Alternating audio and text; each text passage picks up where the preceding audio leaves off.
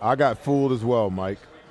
I really did. I really thought that this team would come out and find a way to be inspired against the Tampa Bay Buccaneers team in a situational game like this.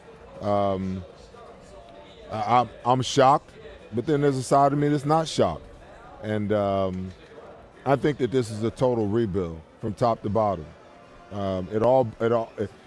Nick Sirianni has continued to say that my fingerprints on everything on this roster. If that's the case, then he has to go. And you guys know for the last couple of weeks, I've stated again and again and again and again that I am not one to ever advocate for someone's loss of job.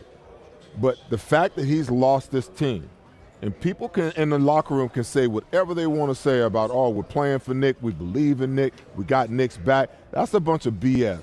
Because as players, you don't go out on the field and put that product on the field if you really believe in your coach and his staff, okay? Defensively, they were an abomination. If Nick made the decision to make the change at defensive coordinator, it's even more of an indictment that he should lose his job, okay? If he was forced to do it by the people upstairs, then they're complicit in everything else that you see.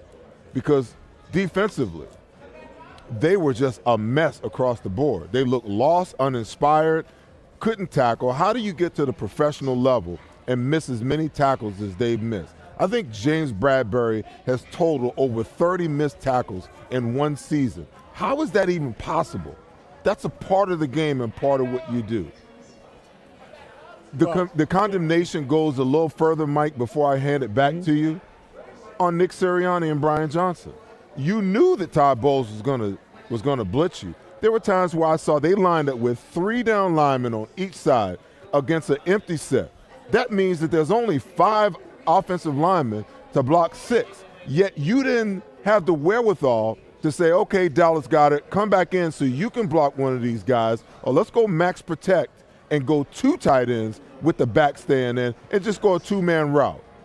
You just, time after time after time after time again, you put Jaylen Hurts in a position where he could not succeed, okay? Now, I'm not going to exonerate Jaylen at all because he played some of the worst football and looked so uninspired and so out of it on the sideline. You had Dallas talking to him and Devontae talking to him. And listen, he looked like he checked out.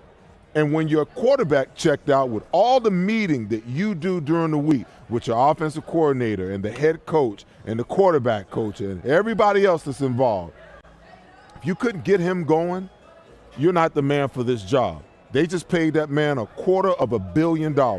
Do you think that if he doesn't believe in Nick Sirianni as the head coach, as the guy that can develop him and take him to the next level, do you think he's going to be here much longer? I would say to you, hell